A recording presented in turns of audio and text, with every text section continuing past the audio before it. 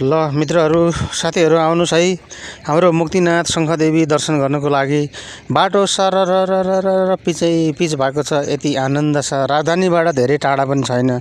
जम्मी 15 किलोमिटर दक्षिण पूर्व हिँडेपछि मुक्तिनाथ र शङ्खदेवी मन्दिरको सहजै दर्शन गर्न सक्छौँ।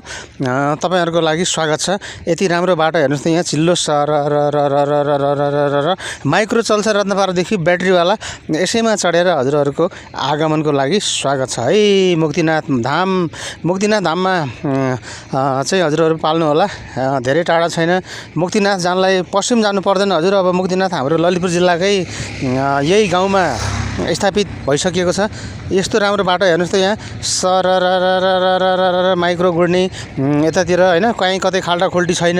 एकदमै राम्रो यो चाहिँ मैले हजुरहरुलाई यो दृश्य देखाइरहेको छु। यो बाटो हुँदै राजधानीबाट तपाईँ काठमाडौँबाट चाहिँ लगभग 15 किलोमिटर जति दक्षिण पूर्व आउनुभयो भनेदेखि सहजै मुक्तिनाथ शङ्खदेवीको दर्शन गर्न पाउनुहुनेछ। आउनु होला, स्वागत छ है त।